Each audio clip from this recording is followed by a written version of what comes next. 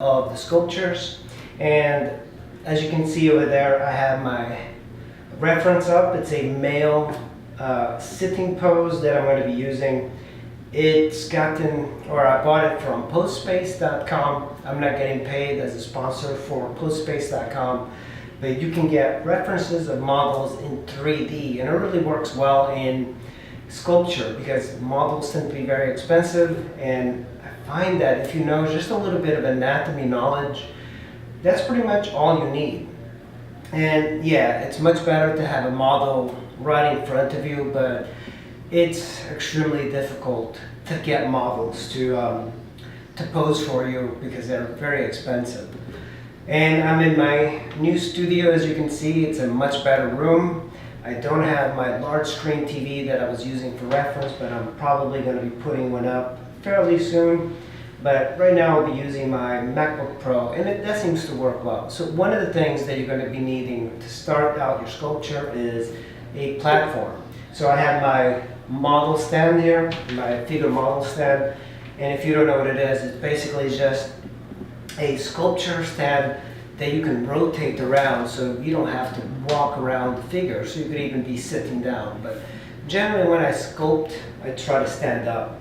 And then on top of my sculpture stand, I have my base, and this time I did something different, and I should have done this before. So I'm using plywood. It's a decent wood, and I put some pieces of wood there. This is all scrap wood, and the reason you put like a few pieces of wood here on each side is that when you're moving the sculpture, you can fit your hands here and lift it up. This is just crappy pine, so it tends to absorb and even create mold as you're sculpting. So the way to get around that is to put a sheet of plastic. And I just put like a thin sheet of plastic, a plastic bag, trash bag would work, like one of those heavy-duty black ones work even better, because you don't want any water to get onto the board itself. And I just use tape, and that's pretty much all you need. Now, when you look at the reference, you have to study it. I have it on just a preview sort of thing, and I can go up to my computer and just kind of rotate it around, and you can see how it looks. It's very important to have it very naturally in front of you. This is not a great system yet. I'm still setting up the studio, but I have Apple Preview, and all you do is just kind of move this around, and you can see what you need to do. This sculpture, we're going to be using water-based clay. It doesn't really matter which kind that you use. This is, it's like Virginia Red standard clay. This is 50 pounds of clay, and I believe it's about $30 per box. It was very difficult to get it in COVID days because all the art stores are not open, and I was kind of glad I was able to find some. And that's what it looks like. 25 pounds, so it's a block of clay. Pause for a moment, look at your sculpture, and realize what you want to do. There's going to be a box here where he's going to be standing, and his body is going to be diagonally this way. So the box itself might be this big. So if that's the case, he's going to be this tall. This is JMac clay, and it's an oil-based clay. Now, I am using water-based clay because water-based clay, I can make one reproduction, and you fire it in a kiln, and you don't need to make a mold. And for this, I would rather have just a water-based clay. I do like using oil-based clay a lot, but it's a little bit cost prohibitive when it comes to making molds. And unless you have like a commercial sort of sculpture, making something out of oil doesn't make a lot of financial sense because the mold making process and casting is very expensive and very time consuming. Some of the tools you'll be needing, I really like this one. On one side it's a wire tool, and it's a serrated wire tool. And I use a lot of these for my oil-based stuff, but they work really well for every sort of sculpture. I like that it's concave. When you look at it, it's facing this way, and it's round over here. You're going to be using the same tool for every sculpture. Sculptors tend to use one or two tools and that's pretty much it. This is probably one of my favorites. You can get them from Sculpture House. You'll need some brushes for the later stages of modeling. Different sort of brushes. Now these are better because they're pointy and they're bristle, because you can get into some very small spaces that you would otherwise would not be able to get into with your fingers. You use like knives for sculpting because these give you, they have a serrated edge. This is a caliper for sculptors, and you can get them everywhere. They're fairly cheap. Oftentimes you're definitely going to need these for doing portraits, to take measurements from your model, and oftentimes I will take measurements from my reference in all varying like degrees. I also recommend a lot of these wire tools. These wire tools you can carve. Normally it's better to add clay instead of removing. This is something I'm going to be using a lot for water-based clay. I hardly ever use this for oil-based clay. And what I use is just like 2 pieces of wood and a wire. So this is called a wire tool. This is some of the tools you're going to need for this project. And another very important tool that I use very often in the early stages is a paint scraper. It helps to have a flexible, thinner paint scraper than this, but this will work. It's just a much better tool for sculpting in the beginning. The other thing you're going to need is a plastic bag to cover your work at the end of the day. Fresh clay. This will take about a 1 inch off the top using your wire tool to put it aside. And make sure you push it down here. Piece of clay, and I'm just going to kind of overlap it a little bit and kind of push it down. And the key here is that you want to push the clay really far in and make sure that you join it together. Add some clay. Well, we're trying to figure out where we're going to be sculpting. Now, if I make the square just this big, the figure is going to be this big. See that his left foot is here, his right is here. So it would be kind of a strange, very small sculpture. And I'm trying to make it just a little bit bigger. So we're going to increase the size. Push with a lot more force using the bony parts of your palm. Alright, and this clay, just paint scraper tool.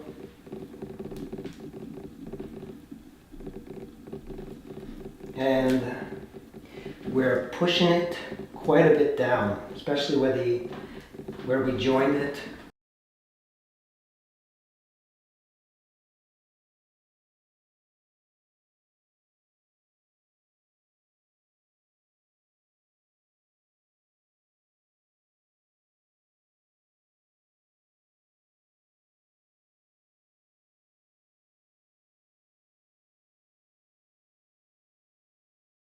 I'm going to put a big square. You're not going to be really drawing it. I'm just doing it to kind of help out my sculpture. So his foot, left foot is going to be here. He's going to have it this way. I want to see where his feet are. So from that vantage point, you can see there's like quite a stride, like a square. So I'm going to cut that much, and then we'll cut it in the middle. This is going to be our square. Not exactly perfect, but we're going to cut it just a little bit smaller using our knife. A little bit more. You use a lot of clay for this sort of stuff. So I was thinking about putting like cardboard in here so I wouldn't have to use as much clay. But you know, the thing is, when you fire sculptures, when you put them in a kiln, you're going to have to dig this out. So I'm not going to lose the clay inside of here. The tool, you can really push it down. And a lot of times it's about an inch of the surface that you really have to worry about, because we're going to be scooping in the inside out. In this way, facing this way and kind of leaning over here. So here is the foot, and the one thing you really have to be careful is just kind of push it down so it sticks. You can see, like with water-based clay, I'll put it down and it stays on there. So from here to here, it's going to be this way. We're going to join it. So lower leg is here, this is the foot, and all of this is going to be changing, but I'm going to attach the leg to it, and I'm just going to push it down into the base. So this is just so we have a way of working with our sculpture really easily. So even with just by squeezing it, you can see that it's kind of holding, but with clay, this moves around. So this is going to be dropping down as we sculpt. So by putting these little legs here, these sticks to hold the anatomy, I can be very quick and it will hold it while I'm doing this, because we just want to do a quick gesture. As this is not attached to the base, this is going to start drying out a lot faster than the parts that are thicker. What I do is like just create a rod like this and push it in. You just have to make sure that it adheres to the pelvis and the torso, and from here on we're just building things really slowly. Here's the lower leg, and I'm just going to try to keep in mind the direction of the bones. So you have the tibia is just like one of these scraping tools. I don't really recommend them too much, but they're very good to keep things simple, rape it along. So as he's moving on the torso, he's actually like twisting quite a bit. It helps to figure out the direction of the rib cage and the torso. We're going to just create, it has to be a very thick pelvis here, so we're going to add, because it creates a little bit more dynamic type of movement, and I think a lot of these sculptures would benefit from an exaggeration. I think your challenge at this point is just to join all the clay together. If you can feel the amount of pressure I'm putting down on the clay, I'm actually pushing it quite a bit, enough to completely get rid of any pockets of air that we might have with more clay. That is why a lot of people use grog in their sculptures. And grog is basically, I think, just bits of a fired clay already mixed in with the clay. And there's this sandy consistency to it, which makes it a little bit better for firing, but it gives it a little bit less plasticity when you're working with it. Rough these edges to adhere the new clay, and you really have to start paying attention to the pose, because you're going to have to refer to it quite a bit. Now, using these tools, these are very handy to curve the anatomy, and it also pushes the clay in such a way that you can put more clay and it's not going to be as difficult. So I can see that I should be able to remove a little bit of this base, create it more square than long, and that's going to help out. So from this vantage point, this knee actually needs to be come up a little bit, so I'm going to add a little support here.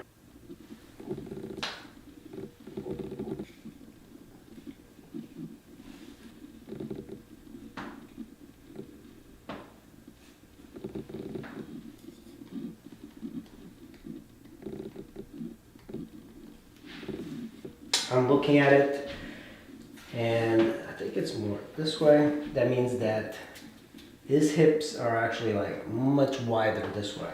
This one might be a little bit too big, but you can take a chunk of clay, add it where the thigh is, and just kind of use it to kind of go back and forth and round it the way you want. You should download this pose on Sculpture Space and follow along with me.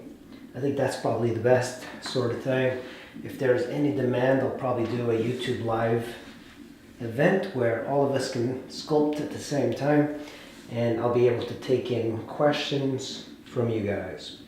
This is going to be a little bit hard because we need to extend the arm all the way down, and he's got a very thick torso, and he is grabbing that outer edge.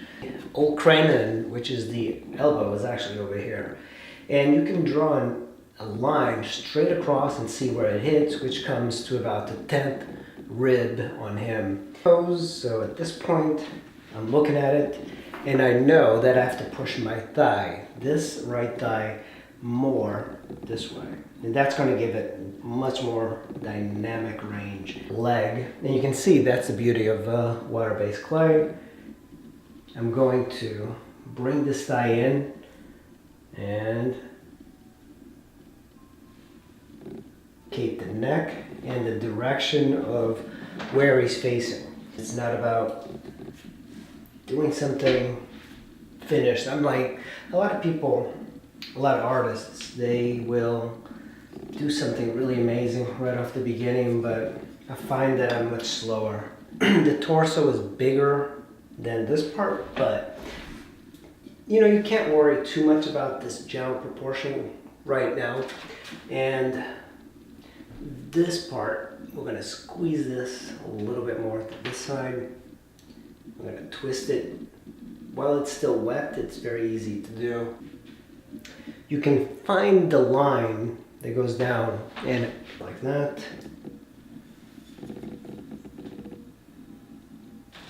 Shoulders, if you pay attention and you line up the bones of the acromion process, which are the landing bone marks of the shoulders, you can use your tool like this and compare it. So you're going to have to bring down this shoulder quite a bit, and if you make this line even more contrasted with the thighs, it's going to give it a much more dynamic expression.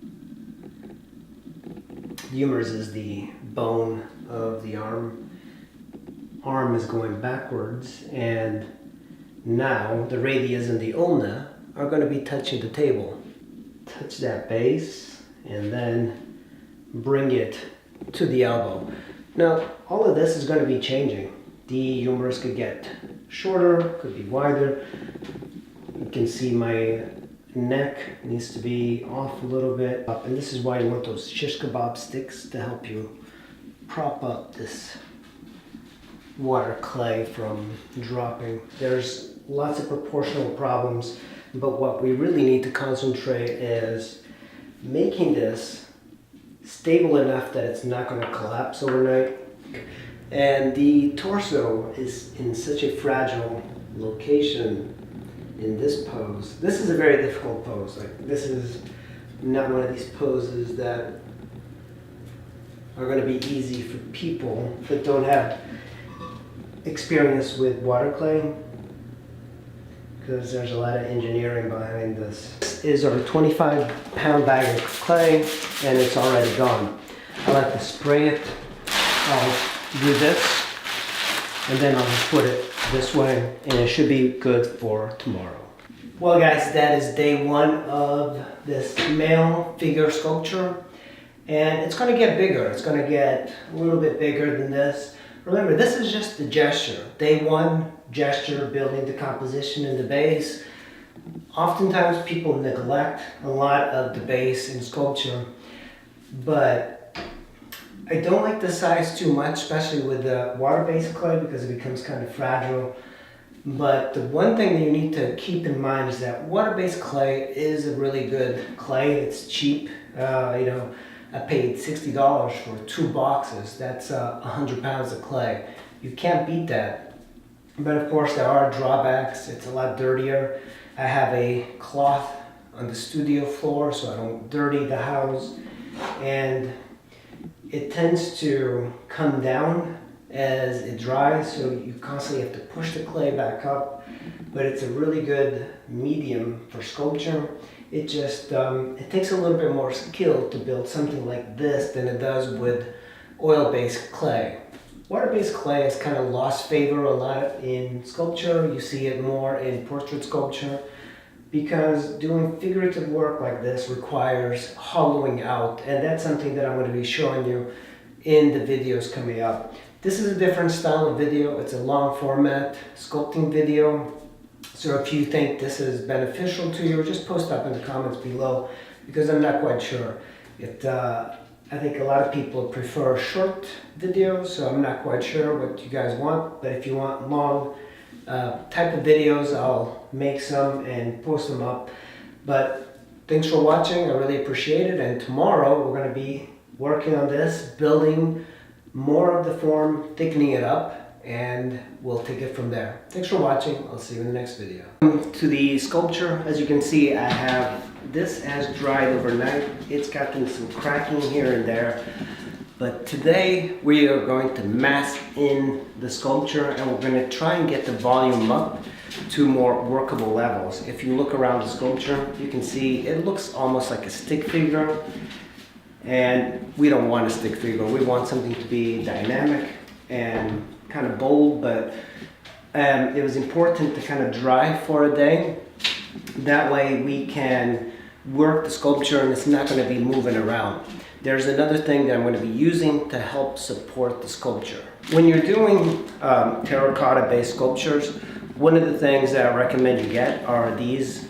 They're shish kebab sticks, and the reason you use them is that if I need to support the figure, you could actually put something, let's say, down the humerus, and that will support it to the base. It doesn't matter if it's going to have holes in there, because we're going to like hollow it out, and even if there's a hole and you connect it throughout, it's not going to explode in the kiln. One of the things I like using is this tool, because it's got like this rounded edge, and one of the things, because it's kind of like a small sculpture, so what I do is I add the clay like this, and I use this tool to push it down so it becomes one solid unit.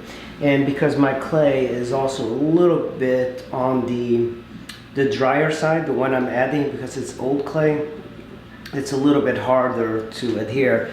But I tend to build this section of the figure much slower than the initial spot, and I still keep it undersized, so I'm not going to go overboard with muscles and any potential detail. It's not about the detail, it's about massing in. So we want to build the thickness, and we're going to build the thickness starting from the ground up. Now I am going to be taking measurements of the legs, the thighs. Everything is going to be in relation, but also keep in mind you want to keep things a little bit undersized as far as the bulk of clay. You don't have to have any detail. You can just take your tool, and this one works really well because I can just round things off even with both sides, but I prefer this side that's concave. I'm going to move this foot slightly to the left and give him more of a stride, because his calves are a little bit bigger.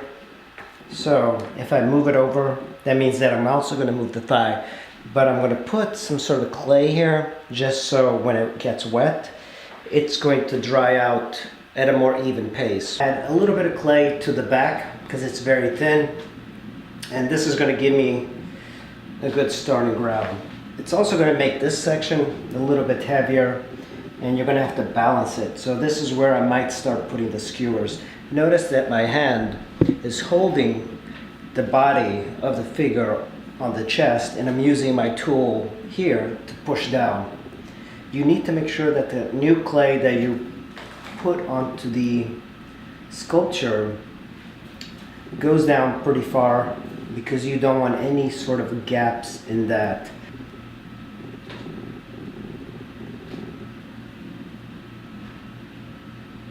In the beginning, it's like it gets too thick, and then you struggle and you have to remove. Every time you remove in a sculpture, it gets a lot more time consuming.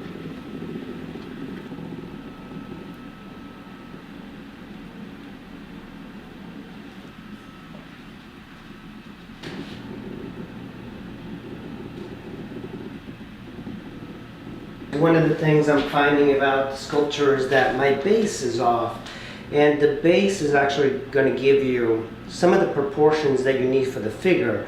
So what I'm going to do now is work on the base and get it absolutely right. When you're looking at the figure, you need to kind of see where the thigh is, where the hand is, and kind of measure it in between using your eye.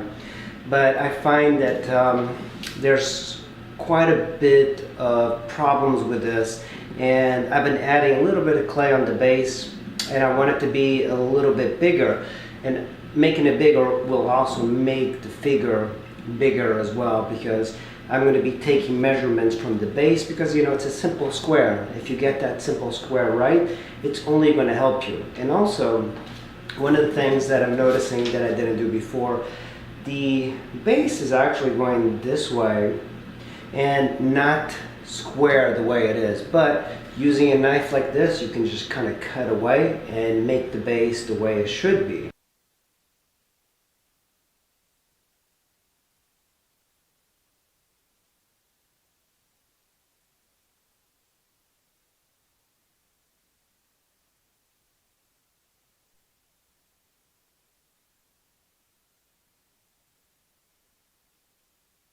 And the clay is actually getting a little bit dry. So one of the things you'll be needing is a water bottle with some water. And the bottle that I use, it's pretty standard. And because it really depends on the type of room that you're in, the room that I'm in now actually gets a little bit warm. It's pretty decent. It's a nice studio, but it does get warm, and it's like 90 something degrees outside. So it's better to have a little bit more humidity in the air to keep this type of clay nice and dry, nice and wet. The model that I'm using is quite tan, and darker models tend to be harder to sculpt, and I think that's why a lot of sculptures are made with plaster. It's a little bit easier. Here's one thing that's happening right here. There's a crack developing, so this is very difficult because you have to push it in quite a bit like this. And this is normal because as the clay moves, it tends to do all sorts of things, and because it's so thin. So I'm just going to go ahead and just add a little bit. So one of the things that I have is a shish kebab stick going through the head, because the head has a lot of weight on here, and it's always good to have something to kind of balance it. Now I could put a skewer down the body, but I think I'm going to try not to do it just yet. One of the things I'm doing is I'm taking like lines, just using my eye, drawing them up, and I'm seeing where they hit, and I can see that my gluteus medius, which is a little bit too far out, you can kind of push it in, and we still want to make this undersized. We don't want to make it bigger. I'm going to take one of the shish kebab sticks, and what I do is to kind of figure out where that elbow is towards the back, and I will just kind of slide it in the direction I want it to go. And I'm going to puncture it right through the base. This way I'll have some stability to sculpt this while it's in there. And eventually we're going to have to remove it. I'm actually going to break it off here. And one thing I'm doing is I'm trying to sculpt a little bit of the deltoids and where the triceps are. That way I can figure out exactly a little bit more of the proportion. A lot of people kind of get carried away with sculpting something and not coming out the way they see it, but it's not that important to sculpt something the way it actually is in front of you.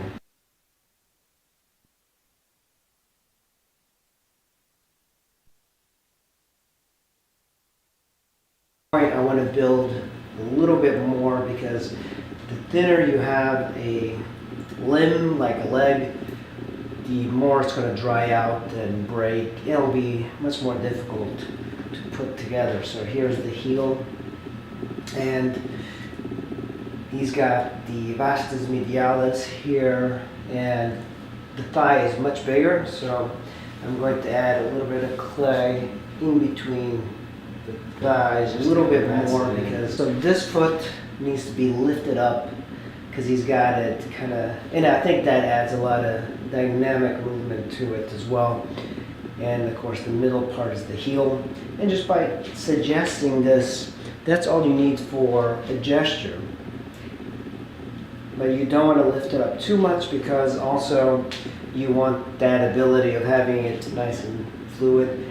Also, you want to curve the lower leg, the bones in there.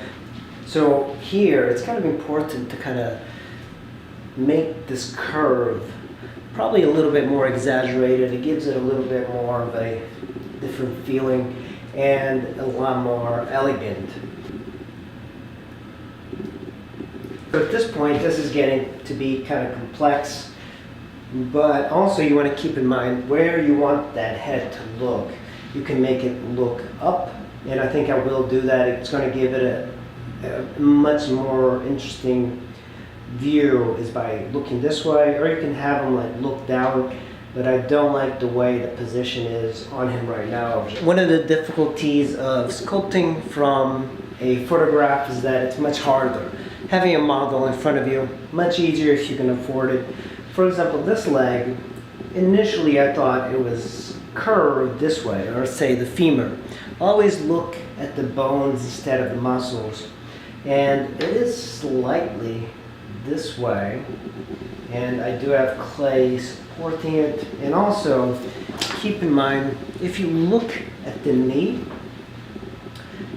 is much higher than what I have the leg. So that means that I'm going to have to push up on this knee and create a little bit of a different style. So I'll take the knife and remove a little bit of this, and then I'll take my extra clay and put it here. But for now, what I want to do is make sure that the knee is higher up than the heel. I do kind of like that idea of it pushing down as if he's a little bit tired. But so far we do have the gesture almost done with this, and in this session we have developed a lot of the mask that we need for the sculpture. And it's kind of funny because this would be the core of the human body, and people should strengthen their abdominals quite a bit, because that's how you support your body. Alright guys, this is the second session, and you can see I have masked in quite a bit. There's a lot more physique to him. We're still not done. One of the things I'm shying away is from putting a lot of weight up here, because if you look at it from the front or the back, you'll see that there's so much weight coming onto this side, and what happens is that when you put too much weight and collapse, that is the reason I put this chunk of clay here, and all of this just kind of serves to prop it up so it doesn't collapse. And if you look around your clay, you'll start to see parts that are breaking and cracking. Taking just a lump of clay like this and trying to see if there's places that I can overfill. So there's a crack here because the wood is kind of coming to the surface, and we're just going to put enough clay in here to hold it. Another thing that is happening here is that this is cracking right here, and I mean the arm is completely coming apart because it's drying at a different rate. Take it from the shoulder blade down. You have to make sure you get it absolutely right, and you can see it'll come out here. The other thing I'm going to do is add just a support here, and that's going to keep the clay from drying out and sinking. And I'm going to take a little bit more clay here and I'm going to prop this up because this is going to dry out, and this is a problem that happens with water-based clay. I do like this part, but because we're working with a sculpture, we need to make it interesting throughout the entire figure and not just one part. You just have to make sure that everything is ready for setting, but this is our second session, and I really appreciate you guys watching. If you have any comments, post up in the comments below and I'll be sure to answer them. Thanks for watching, and we'll see you in the next video.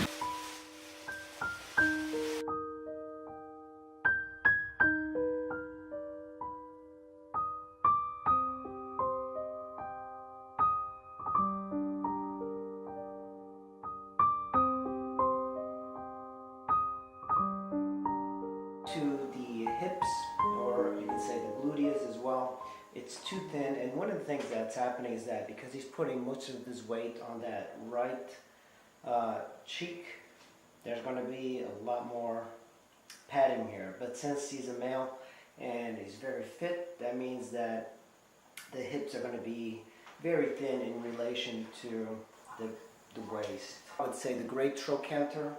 And if you emphasize it and you put it in there, you should be able to find it in your sculpture later on. It should be right in the middle. You don't have to make a lot of detail. So I'm using multiple tools and just kind of scraping.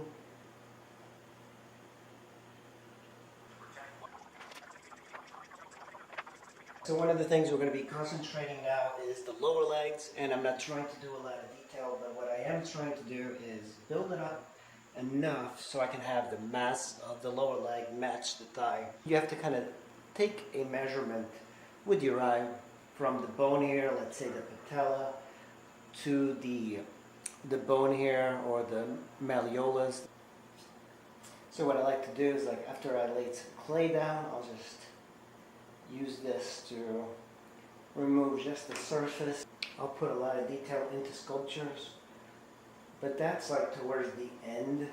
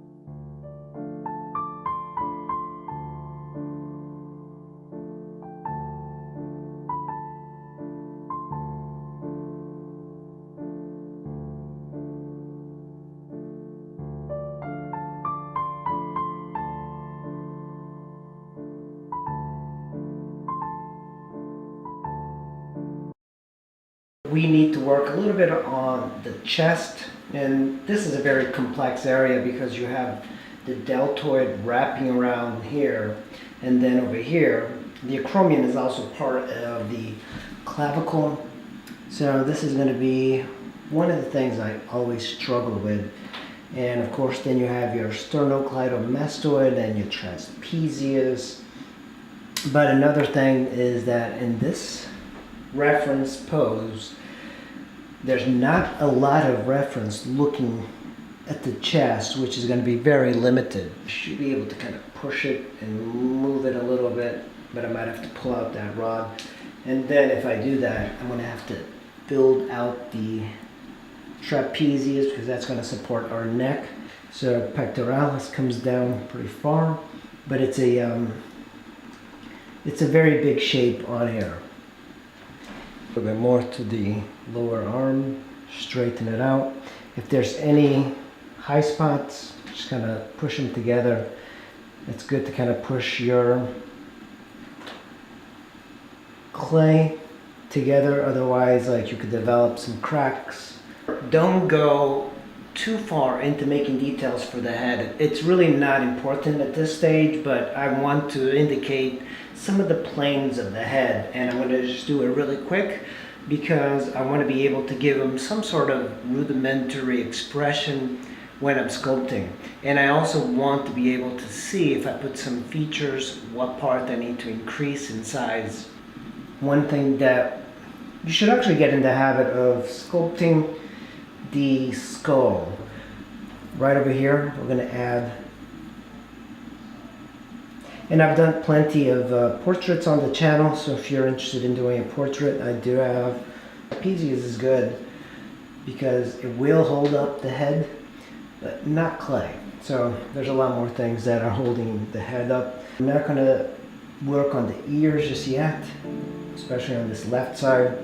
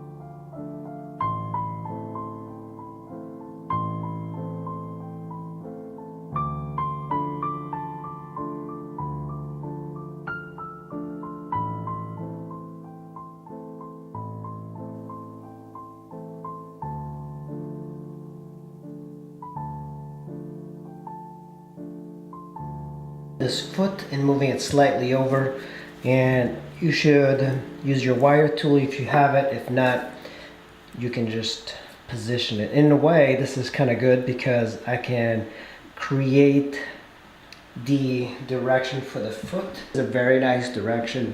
The parts that I don't like, even in the photo itself, are this position and the one on the head.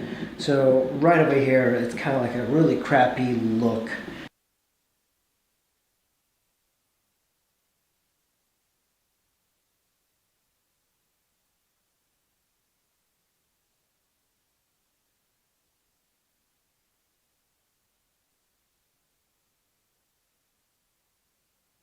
This is our third session. You can see I'm adding a lot more muscles to the back.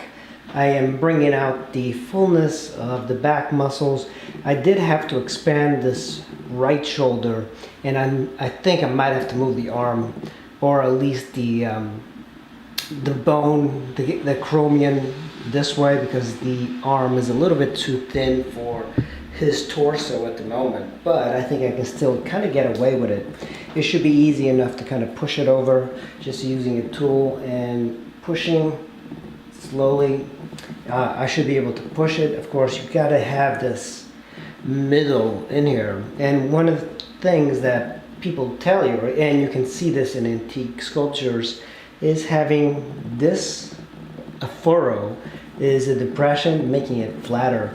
People tend to just keep it like in a sharp edge, but you should actually make it flat like this, even using a tool. Most of your planes, whenever you see a muscle, you should try and separate the muscle. So this is the shoulder girdle here, and you can see the shoulder is doing something completely different from shoulder to shoulder, depending on where the arm is. So this one's like very far back, and this one is all the way over here. When we keep going this way, our thigh, I bulked it up a little bit more, so it's starting to have a little bit more mass throughout. And if you do make it more mass, you should start from the bottom up, especially on these wet terracotta clays, because there is no armature. And you can see, even without having any armature, we do have a very dynamic pose. It's very susceptible to falling and cracking and all of that, because that is just the nature of water-based clay. But one of the things you could do is fire it in pieces if that worries you. This is a very small sculpture if you look at my hand. So it's about, what is it, like 10 inches tall, maybe 10, 15 inches. And diagonally it's bigger. So in the final process, the hollowing out is not going to be that hard. And one of the things I do is, like the base here, I'll hollow it out.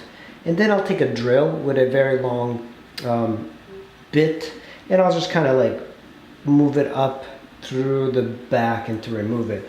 And you can make a hole here, remove the clay from there, but we don't want to do that just yet, because when you start hollowing it out, it makes the sculpture dry at different rates, and you do want to keep the moisture in the clay. But if you did that, you would be struggling. So another thing to note is that I did give it a little bit of an expression, so he does have a face. It's going to be different, but I kind of like that chiseled, very high cheekbone sort of face, as opposed to the softer face that he has. I think this makes it a little bit better. Also, this pose is starting to resemble a motif that is kind of good of Hermes, and one of the river god themes. And the river god themes would be nice because you can have something here as a prop, maybe like a bucket of water or a fountain, and that could be your supporting tool that you use to keep the clay up. But I haven't decided yet. Another important thing is to drape some cloth over this leg and make it a little bit stronger, but I think that hides the figure a little bit. But this is our session for today, and I'll be continuing this, and you can see it's starting to liven up. I'm probably going to emphasize a couple of things, like maybe exaggerate this leg, maybe put it a little bit forward or even backwards. I think if I move the leg backwards, it might be a better pose.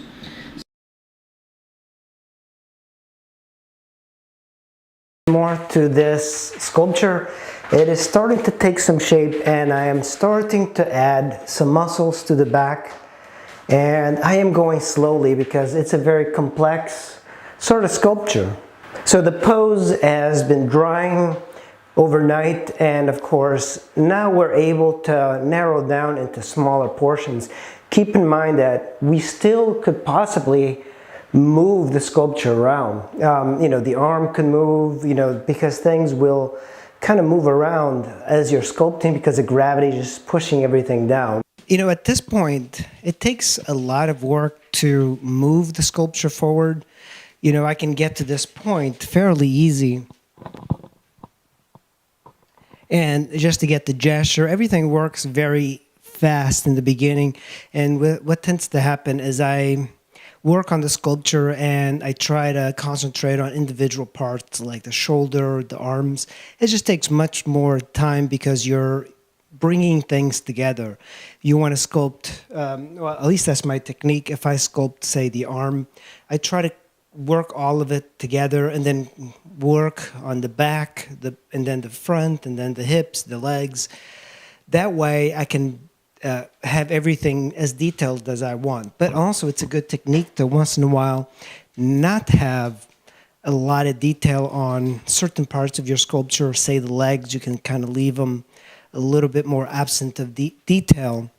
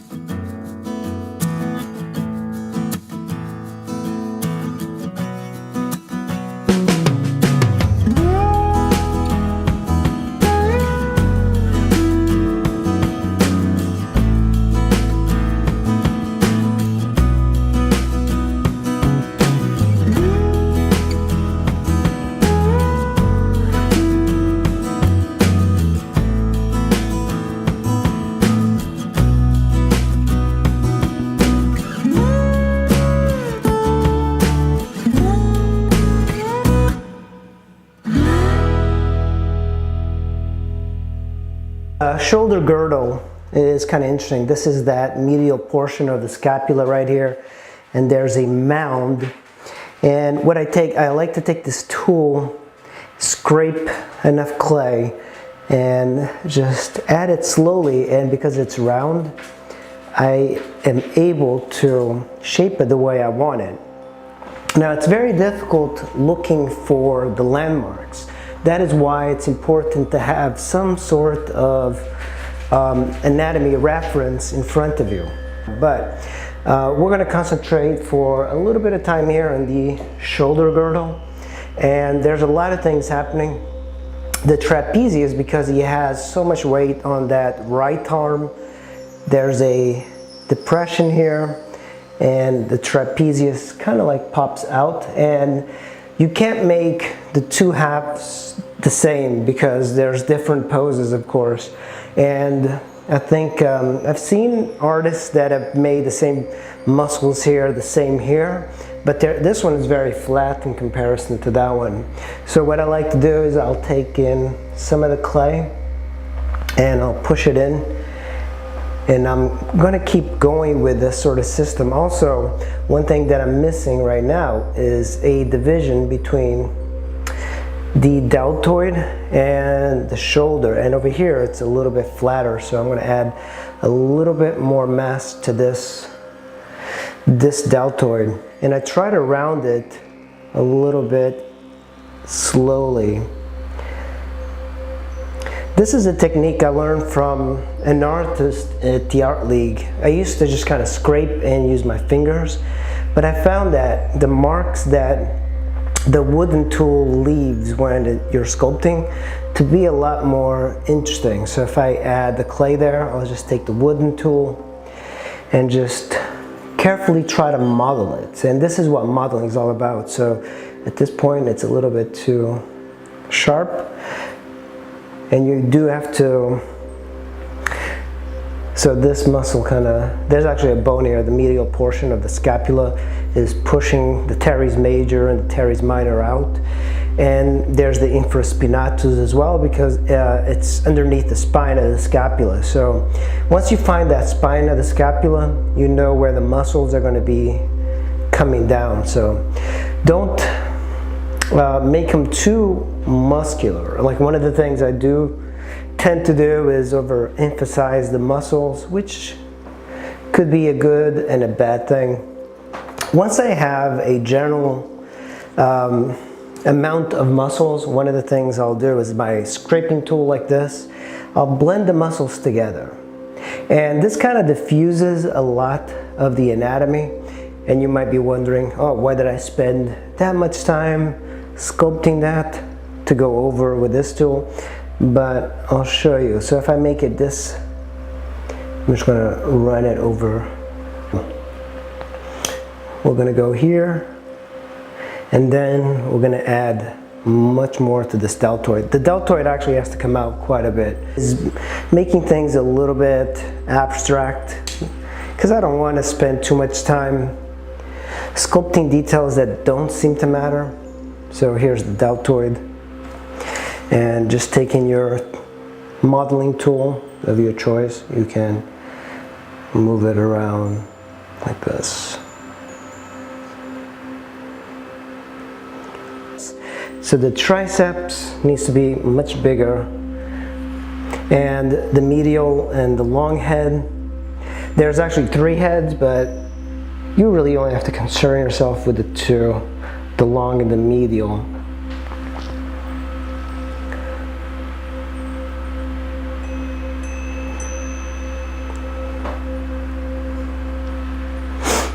This is something that happens to a lot of males that work out.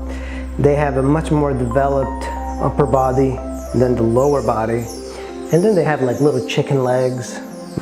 So after this smoothing out, we're gonna have to add some detail. The way I like to add detail, after the smoothing, I'll take my wooden tool and I'll simply push where it needs to go. And the clay being this wet, it's very easy to do. Once it gets harder, you'll have to use a scraper tool.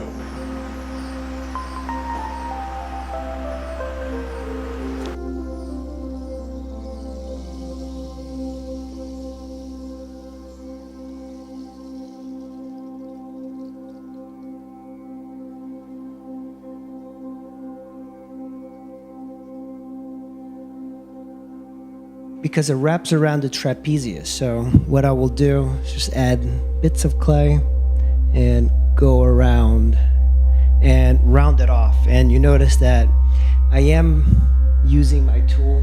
It's a little bit hard to see, sorry. And I will round off the triceps. So here is the triceps. It's the long head of the triceps. That's the old cranium, which is the elbow, but directly inside, which is even more, that little ball represents the medial epicondyle.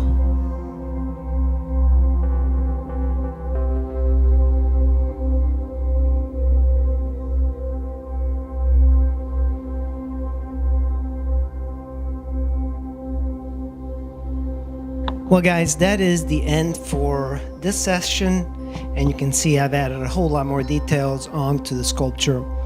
Now the side, it looks a little bit weak here, and I think the feet are disproportionate, but that is fine. I think tomorrow I'm going to concentrate on the head.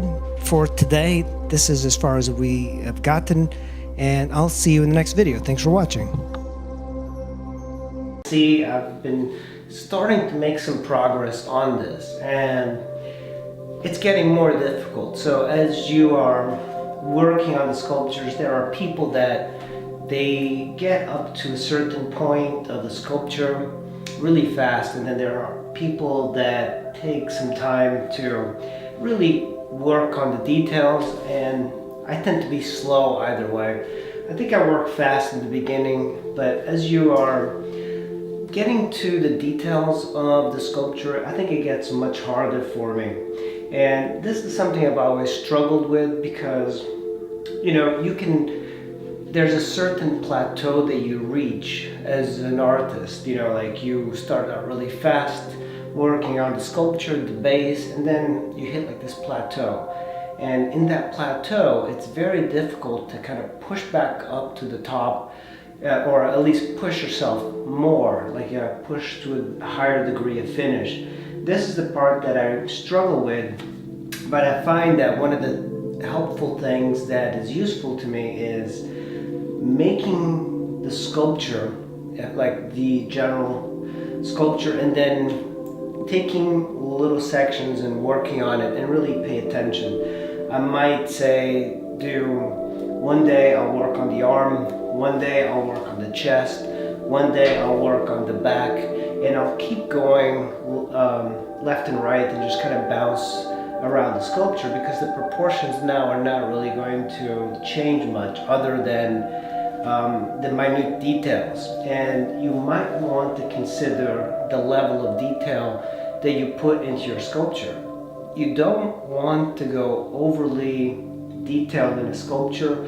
Even when you look at sculptures from the Renaissance and some of the better artists that we know of, they don't add a lot of detail into their sculptures. Their goal is really not to make things realistic. And I think a lot of artists mistake that for realism. You know, you can look at Michelangelo's David and say, oh, that's very realistic, but that sculpture in itself is not very realistic. It's an idealized version of the human body. And I think that's kind of like what you have to pay attention on sculpture. So I'm going to keep working on this, and I'm going to work on several of the details. We're going to have to really work on the head, because there is no personality or nothing to the head. And I'm probably going to consider researching some faces, because I don't really like the model's face. So we're going to keep working on this. We're going to add more detail, and hopefully within a few sessions I'm going to be pulling this off and finishing it. The last thing I want to do is just keep working on a sculpture over and over and over. And because this is water-based clay, it'll tend to dry out, and pieces are going to be drying out. So let's get started. And it's not exactly the most perfect thing in the world, and I decided to make his head a little fantasy-like, and normally I don't do that, but I thought it would be kind of cool to kind of have these big ears and lift them up. I'm not quite sure if I want to keep him bald. I might look for some sort of element, maybe a helmet, maybe something on his head. But I think I like the idea of creating something that's a little fantasy-like and couple it with some traditional type of structure that you would see on a old sculpture. I'm making his head, or this is the superciliary arch, and I'm going to make it probably a little bit more intense. Usually you see this in fighters and guys that have a lot of testosterone. They usually have a built-up ridge here. The face of a male, or the skull of a male, is a lot different than a female. And one of the things that you will see is this ridge right here being much more prominent in male, especially like athletes and guys who have a lot more muscle. I like to keep it much more geometric, much flatter. I like that it creates a little bit more of a strong edge. A lot of people might not like that. I've seen people take the skull and they'll just make it very, very soft throughout, and almost like a mannequin. And what I do is I look more for the geometry of things rather than anything else. So also you have these two frontal eminences. Look for them on skulls. Even females will have that. It might look kind of cool to have some sort of prop. Another thing that I tend to use if I want to blend the geometry, so with this water-based clay, I'll put some spray on the Sculpt, and then I'll take a rough cloth. You could use a shop towel like the way I'm using. These are really great, and you can get them at auto parts store, and you know, I just use them for a while and throw them away because they're just so cheap. It looks much nicer to have a face on there because that's going to give you the expression. And even though the face doesn't really match the body, I just like the idea of having something that's expressive. Guys, I have been doing quite a bit of work on the head. I don't have, say, the skull cap done yet. I'm not even quite sure what I'm doing, but I made his nose much wider. I am actually kind of making him almost troll-like, and I think I might even make him wider. He looks nothing like the guy I have in the pose, but that's what I wanted. I'm also making him look this way, and the way I do it is by scooping out the eyes in the direction that he's looking. I'll take my tool, for example, and I want him to look. It doesn't have to be like very detailed, but I'll just kind of scoop out a square, and that's pretty much all you need to kind of showcase the direction, because a lot of sculpture is about where the light is coming from. So if you do that, then it'll be fine. But you know, everything could change, and a lot of these sculptures for me are studies of learning how to sculpt. So even though this looks very different, I could still change it. I could still make the ears in a different shape. I was thinking about giving him like elf ears, but now that I think about it, it kind of might mean that it's a little bit too odd, and I might just keep it this way, nice and simple. It's not exactly perfect, but that's exactly what I want. One of the things I'm going to be doing is adding more detail to the face and the torso, and then just kind of drifting it off the lower leg and the foot and things like that. You don't need to put too much detail into your work. The best thing is, what I like to do anyway, is put detail onto my focus, which is the head and the torso. I really like that sort of area. The rest are going to be simple. The base, for example, is going to be very, very simple. I might even leave it like this. It really depends. I like to take like a sharp tool, let's say a very sharp knife, and just cut alongside of the base, so it has some texture, but not anything that draws attention from the actual figure.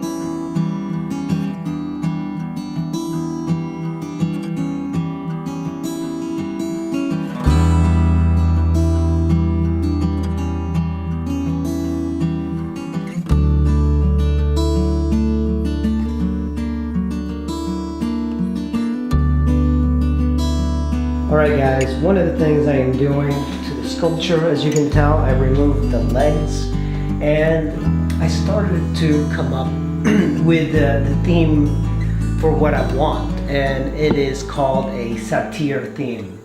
The Satyr, or Satyr, I guess that's the way you say it, it's a mythological creature. It really depends in what part of history you look, but they have usually, I think after the Renaissance, they had ram's horns, which I'm still sculpting, and goat's legs. And you know, in a way, when I was looking at the face of the sculpture, it kind of reminded me of some of the paintings of satyrs in antiquity. You know, he's kind of a little bit grotesque. A lot of people even say like he's middle-aged and balding. So I think I might even do that instead of having no hair, because on the back here, it's a little lame. The front, this particular section definitely looks a lot better than the rear, but I think I'm going to be adding hair, and instead of having hair up here on the top, I was giving him a little mohawk because I saw a couple of satyrs on some character builds online, and I thought, oh yeah, that might be kind of cool. But now that I think about it, I want it to be a little bit more unique. And so after the 19th century, they started to have like ram's horns. And one of the things that happens with this satyr mythology is that there's also association with Pan and the flute, but a satyr is a little bit different.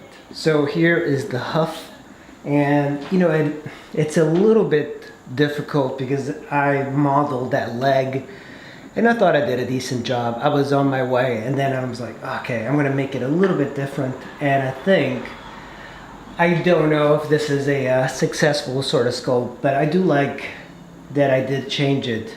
It took a little bit of work to change it, and you can see me sculpting this. And of course now I have another complexity of sculpting this hoof, the leg, and basically I have to refer to goat anatomy in order to fully do this.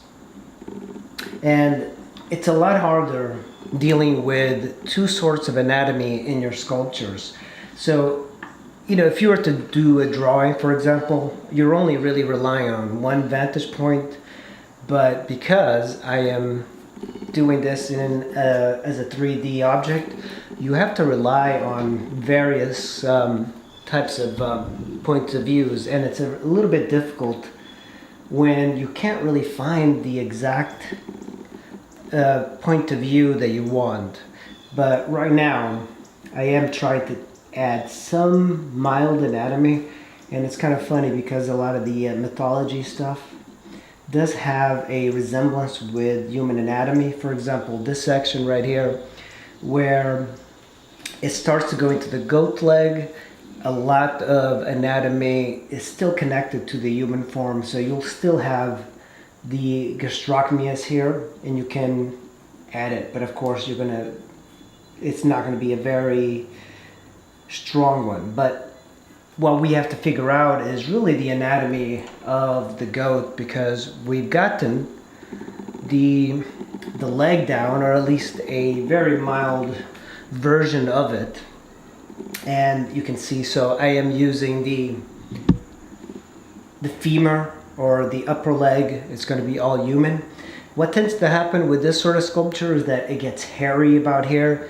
And in a way, I kind of figure that's a way of trying to hide the leg, because if you can cover it with fur, then you don't have to sculpt the knee area, which might be a little bit difficult because it's a combination of human and goat anatomy. So I think I'm going to try and keep it hairless for now, and I'm just going to keep working on these legs, because this is a very difficult thing, but it adds very interesting. It just gives it a whole different style that I was not expecting.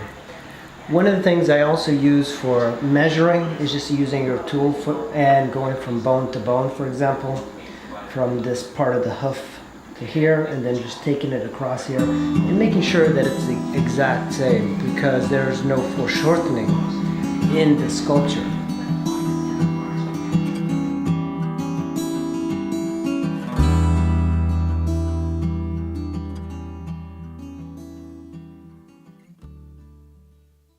Sculpture is moving in a very different direction.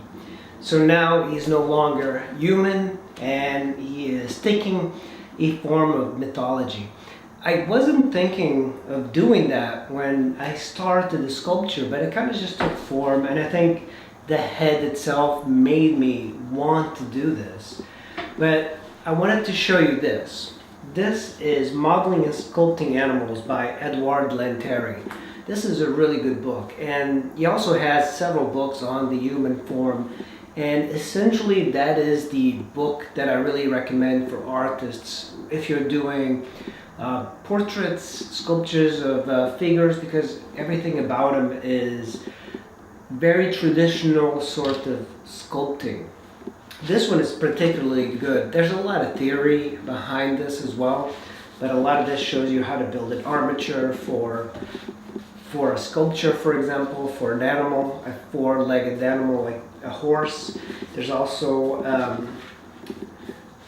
anatomy and how it relates to the human form. You'd be surprised because the animals have the same muscles that humans have. They're called the same. So if you know about the serratus muscle, you can find it on a horse, for example, or a dog. And it's really just a way of talking to various people, and if you point out like, oh, that's the latissimus dorsi, you know exactly where to go for the animal. So it's really important to understand anatomy. But he goes over with doing sculptures and then adding the muscles on top, and also how to grid up a sculpture. And there's a sculpture of a cow, for example, very important to do in the 19th century when Edward Lanteri was teaching. So there's also a section on here on plaster casts and making molds. Today we are going to be hollowing out the base. We're not really going to work too much on the top part. Oftentimes when figures are this big, you can see my hand for reference. It doesn't require too much hollowing out of the figure, but I am going to do a little bit. So the majority of the clay is in this chunk. As you guys recall from the initial videos that I made of this sculpture, I made this one solid chunk of clay. Usually I would put like some cardboard or something in there, but because a ceramic or water-based clay, you have to hollow out the insides, and it might seem a little bit scarier than what it is. So in an oil-based type of sculpture, you have to make a mold, and that is how you make a 3D sort of copy from a wax or oil-based clay.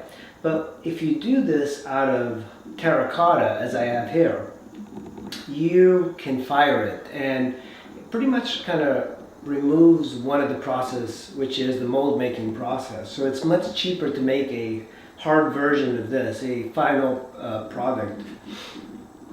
But the downside is that if you make it too solid, as this is too solid of clay, you have to hollow it out. And hollowing it out is just basically digging up all of the clay here.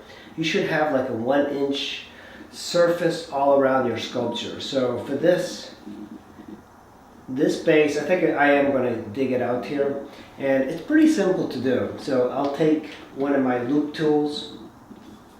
Actually, you have to kind of figure out which one is better for you, and you have to do it when it's wet. It can't be too hard, otherwise it gets difficult to put the sculpture back together, at least for me. But I'm going to take a wire tool, and I'm simply going to dig into this, and you can even make a door and just put it right back, but I just do this. And because the clay is already harder, it's like almost leather hard, but not quite, you can still scrape it really easy, and it makes it, and as you actually kind of dig into the sculpture, it gets softer. Removing this.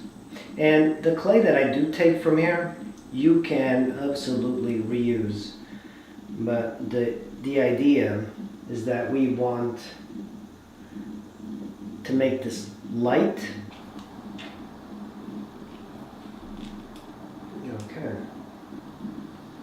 So I have my hand in the back on the other side of the base, and I'm just trying to kind of feel how deep I need to go.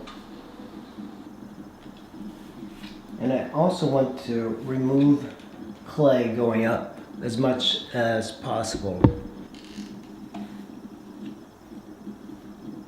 The reason is because it's going to be hollow, but the air is going to be escaping from the bottom, so we're going to make it this hollow and then to the base hollow.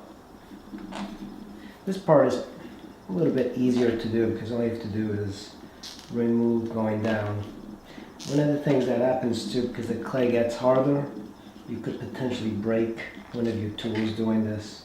This part might be a little bit difficult for most people because we have this hollow here and we need to connect it to the torso and even a little bit of the leg. So that means that we're going to lose some of the geometry, but we can make cuts like this in parts that we can reestablish, like that.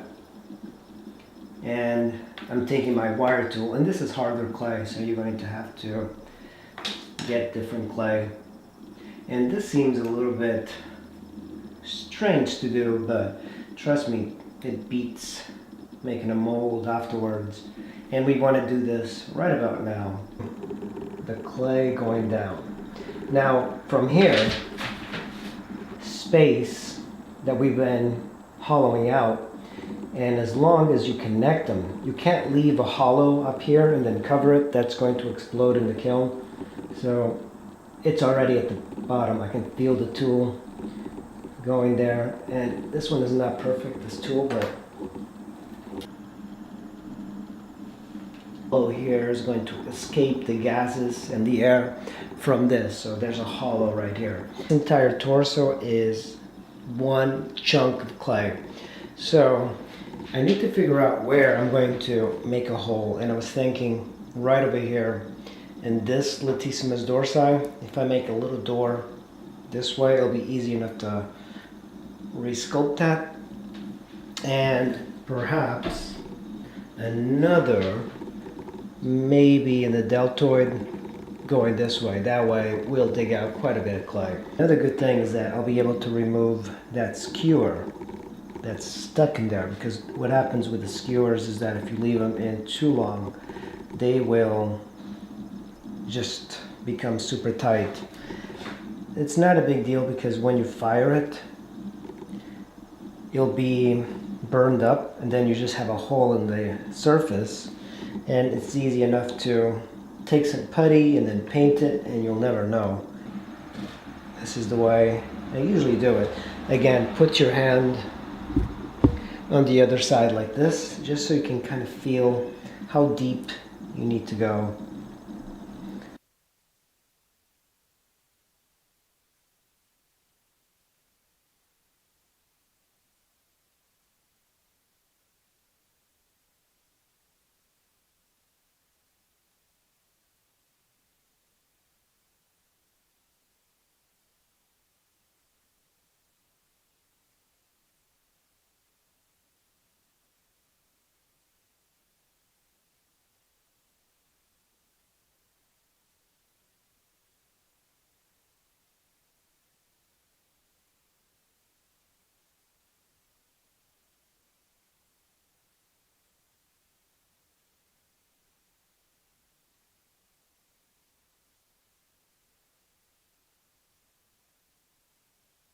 Alright guys, so I've been digging a little bit of this, and now if I put my tool here and I bring it down, I can touch it over here. It's not an exact fit because it kind of curves, so it requires a lot of work, but now there is a hollow here down to the base.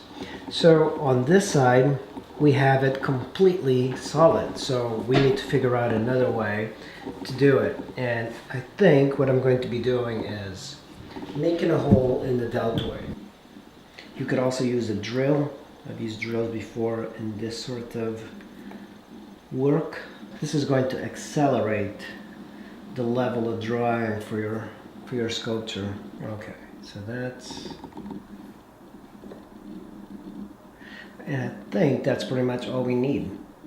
So now we have to cover this. We don't want to leave it open. There is a technique to this, and you have to get plenty of water as much as possible. All of these holes have to be wet. You're going to take a serrated tool and you're just going to score this. Scoring just means leaving quite a bit of the texture in there, and I like to keep it beveled like this. Do the same thing. Tool like this. Just create like some hatch marks. We will have to redo a lot of this stuff, but that's what happens when you don't want to make a mold of something. So I have wet clay, and let's start by fixing this part in the back. So what I do is I'll get like my clay, and I'll just start, I think I'm just gonna put like one solid piece here, or not. So it's a little difficult, and you can use a tool. Make sure you can kind of push it down. Really wet, just keep spraying it. I think what I'm going to do is just take this chunk and merge it. One thing I am thinking about doing is a tail on them. So I'm going to take my tool and just simply wipe all of that out. Once this dries, you can take your tool and fix all the imperfections, but at this point we are just going to do this and let it attach to the other part. This is like a cylinder really, so what you can do is just, I don't even know if I need that much clay. I'm going to take that. I do like to use my tools to kind of push it down. Even if you add a little bit to the outer surface, it doesn't matter. We are going to be rebuilding it, so do this and start building it this way.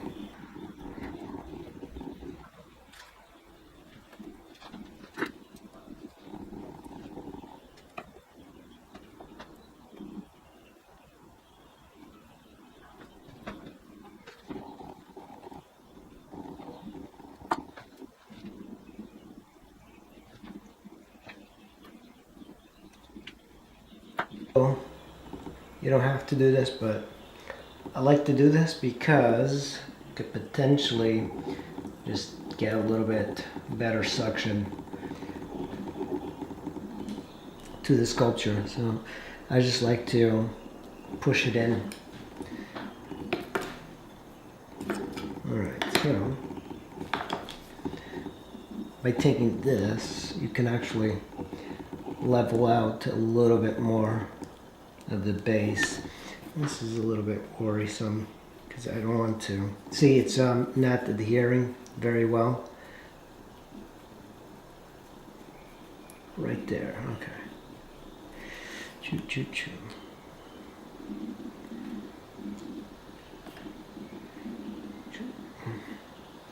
So now we have this hole here, and you might think, oh, you're just going to fill it up, but because it's so thin, I can, but I would have to do it really carefully like this, or you can just wait until it dries and then you don't have too big of an issue pushing it in. Essentially, the sculpture is almost done.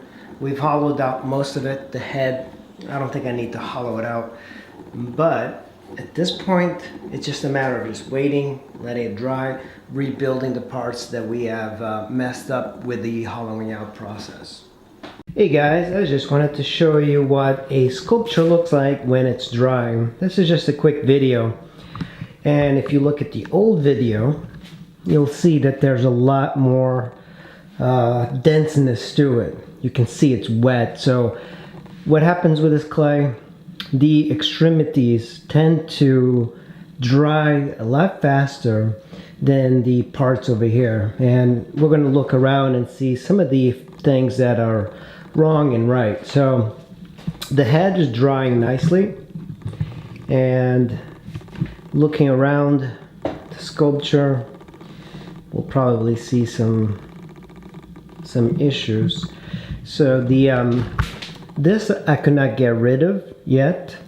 I might be able to pull it out, but it doesn't really matter. It seems to have worked its way in there. It'll get burned out. I did pull this one out, but you see I left a hole in there because it doesn't really matter. We'll cover it, even sand it a little bit and round it off. Now it's a little bit hard to tell on video, but this part is actually wetter. You can tell by the color because this is denser than up here. And the reason this is drier is because I hollowed out this quite a bit, and this part I left just a little bit more dense.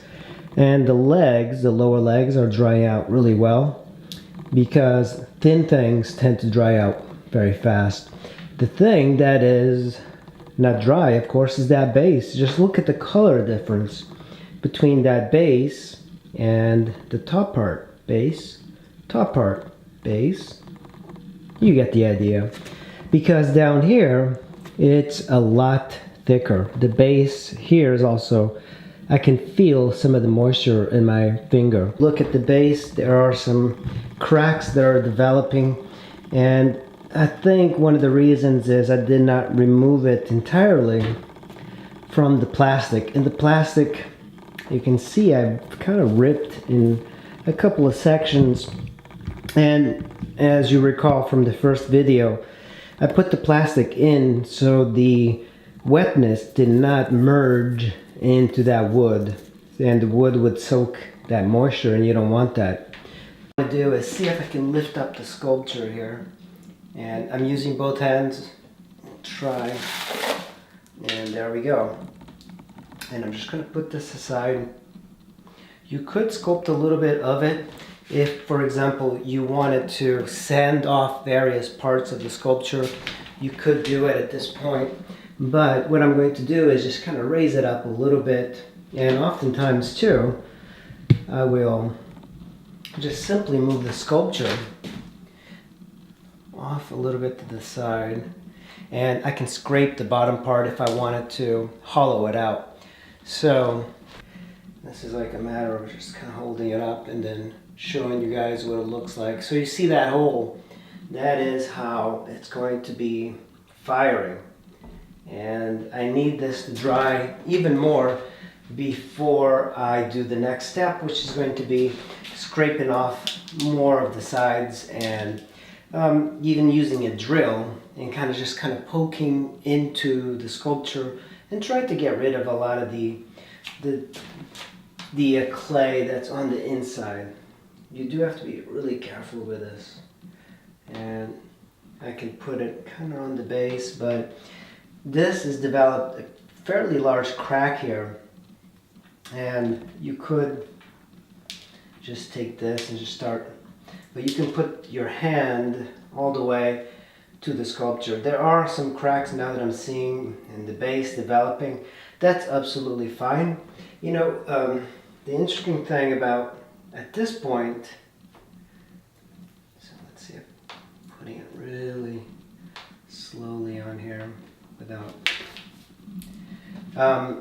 the cool thing about when the sculpture is at this level, you could take, say, one of your scraping tools, and you're essentially carving away. And this is a very good way of sculpting, because if you want something a little bit more detailed, water clay lets you work when it's dry. It's just a matter of scraping, and it becomes powder. You can even sand it. So if you wanted something absolutely smooth, you could sand it off if you wanted. Oftentimes I don't do it. Sometimes I'll burnish a little bit at the edges. I might work a little bit tomorrow on the horns, because I want more distinct lines on it, but often I don't really work when it's like this unless there are some cracks that are developing that are so grotesque that I need to bring it all together. But I think I'm just going to like look over it tomorrow and finish all of this up. But it's pretty much ready. It was a difficult sculpture to do, but just like a lot of things, you just have to persevere. I have, this old sculpture that I worked on, and I am ready to fire it. It's been drying for quite some time, and hopefully we can fire it. So I'm going to take it to the kiln. So here's the sculpture, and the stick is still up here. It's actually moving a little bit. I could probably even pull it out, but I'm not going to. This is that skewer that I used in the beginning to kind of get things done. So as I'm looking around the sculpture, I can tell like there's been little cracks that have been developing. There's this little crack here on the base, and there's another crack here, and this is just from drying. So here's more cracks. I do find that these cracks develop into larger little things, but I'm not that concerned. And then you have a hole here where one of the skewers was. You can still work on this. I mean, you can even get this to a workable, like malleable sort of clay, but I'm not going to do that. And you can even scrape. So let's say you wanted to get some real fine detail, you can do that. You can even sand it. You can use your fingers to kind of burnish it if you wanted. So if there's anything that you want to work on, you can take this time to do it.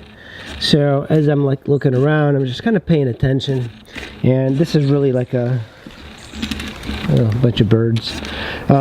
So this is kind of like just a little record of what the sculpture looks like, because when you put it in a kiln, you just don't know what will happen. But this is the sculpture that I am going to be firing, and if you really want it to work 100%, you make a mold out of it, but it's a very difficult process for me, and I never really learned how to do molds very well, as you can watch from my previous videos. I'm not really trained for that. I've been kind of learning, but for this, because there's so many like negative shapes, like here under the legs, right over there under the arm, you'd have to make like cuts and mold it individually, so it gets kind of complex. So we are going to put it in a kiln. So let's go over to the kiln. Here I am in my garage, and this is the kiln. So let's look around a little bit. So this kiln is not particularly great because it doesn't have a timer. So I do find that the way to go around it is just to leave the lid open and let the air escape. That way it's not as hot. So I'm just gonna make boots, and I am going to be pushing this off over here, just so it is not near all of this. So I have it usually tucked into my little area here, and these are the controls. This is a Paragon high fire kiln. I think I bought it for, I don't know, $25 or $50, something like that. And then you have these controls. See, if I turn it here, turn it here, turn it here, that's the way it would go. And it's got like just a low and offsetting to high. And unfortunately, one of them doesn't work. That's why I have to do weird stuff. And this is the, I guess you can say, the timer. But what you do is you push this down, you push the button, and then it starts. So let's look inside. This is fire bricks. You can make your own, by the way. You can make your own kiln for sure. So this is heavy. And this is just an electric kiln. You can make it out of wood. You just need the fire brick, really. But it's easier to control an electric kiln. So at the base here, I'm going to clean that up. So I'm going to pull it out and just clean all the clay that it broke. So these are old sculptures that are broken. Cleaned it. See, the base is kind of clean, not perfect. Now what I want to show you is this, and it's hard to see in video, but this is a cone and it's melted on here. And I'll see if I can remove it. There we go. So that is a cone, and it's actually almost glass-like. So a cone lets you fire something to a particular temperature. Previous years that I had kilns before, I never had cones, but these are the cones that I have. So what cones really are is it lets you fire to a particular temperature of the clay, and what I use is red low fire. So low fire is usually like what, 5 or 6, and I believe it's this one. What is this? These are, by the way, called pyrometric cones, and this is I think it's a 6 anyways, but it's I managed fire before without. Yeah, this is a 3, and then you see there are like different colors, usually like different material, like a different, like I think calcium or whatever it is they put in it. Go over to my kiln, and the first step is putting the cone in. So this is the cone we're going to be using, and it's just like a little thing. It's made out of ceramics that's already fired, and what happens is that when the kiln reaches this temperature, it bends this or breaks it, and it stops the kiln. So I'm going to lift this up, push this down, and I don't even need to push it down. When I push it down, it actually lifts up, and I'll put the cone in. It fires that metal part down, and it stops the kiln. That little bit, you see that? That's where the trigger is. So when the cone breaks, it lifts up this metal piece. This comes off and shuts off the kiln. So what we are going to be doing is loading up the kiln with the sculpture. The sculpture is in. One thing I did that I didn't show you is I did this. So I have these little blocks, and I put the sculpture on top of the blocks because I want air to kind of go underneath. And now to turn on the kiln, I push this in, and it should start. There we go. I pushed on the button, and now I should be able. Now here's the problem with this kiln. The bottom one doesn't work, and I don't know if the guy sold it to me like that. So what I do is I turn on the top one, and now I hear the electrics working. And what I'm going to do now is let this run with the lid open. So it is going to start heating up, but it's only heating up this part. I'm going to be closing it halfway like this, just so it pushes in a little bit. So I'm just going to put a brick on that. So it's been about an hour, and I've been running it. So usually, like, I'm always like kind of poking my head, and when you kind of zoom in, and if you were to like look inside, I can actually put my hand, and I'm not going to get burned or anything, but I can see it really getting hot. Also turn the top one to low.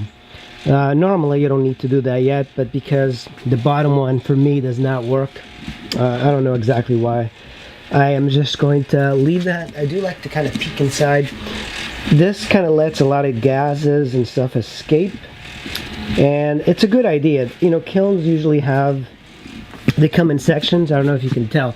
This part is one, then this part is another. So you could actually remove this and close it for a little bit more temperature control, and it uses like less, it'll take less time to heat up. Now, yep, sculpture is still there. It is nice and warm. One thing I'm going to do now, I think I'm going to keep this one. I'm going to remove this, and I'm going to close it up. So here we go. The kiln has been running for 5-6 hours, and now I'm just going to let it run at this temperature for a while, maybe It's around like 5 p.m. so I'll come back at like around 8, 9 and I'll check it. What I usually do, I'll grab some gloves, lift it up and see how the sculpture is doing. This is going to get red hot eventually. Not yet because I still have it on low here. That's on high and this one's on low, so all of this eventually is going to be cranking all on high, and that's what's going to fire it to its final temperature. But that, when the kiln gets to a very high temperature, it kind of snaps the cone and it drops and shuts off the kiln. And this is a very good way of keeping warm in the winter. So I don't do it in the summer. This is the best time to do it. Alright guys, it is the morning and it's time to see if the sculpture fired. So the kiln is cold. I can put my hand, so I don't know if the sculpture was successful or not, but we're gonna see. And sometimes when I open this box, it's like little pieces, so let's go. Oh, the sculpture is in here. Look at that. Okay, it is in. It is still hot. And you know, one of the risks now is that, you know, often it's cold outside, but on the inside it's hot, so you could have a break if it's still hot. By the way, this thing, look at that, look at that. Yep, so we have a permanent sculpture. If you touch it, let's see, yeah, it works pretty well. So that is how you fire a sculpture, and that is pretty neat. So it didn't break anywhere. We still have some visible cracks, but that's normal. That's fine. Let's put this aside. So let's see if anything broke. You know, this crack, I don't know if you guys can tell, but there is a little bit of a crack. But it's pretty successful. It's a good fire. Doesn't seem to need much other than the stuff that we need to do. Right there, there, and where's that hole that, I don't even know where the hole, oh yeah, look at that. See, the skewer that we had just burned off. That's why, like, I just left it in there, so all of that just kind of burned. So that's perfect. This is how you fire a sculpture, or at least that's how I fire it. And this kiln really just cost me $50 or so. It was pretty cheap, but it does the job. It's just not as fancy as the good one. So next step really is just I'll probably show it in another video. I'm not going to do it on this one. Is covering that, the top hole, and the other one, and then painting it, giving it a nice look, so it looks like a finished sculpture. But I do like how the clay looks as well, like this. You could leave it like this if you wanted.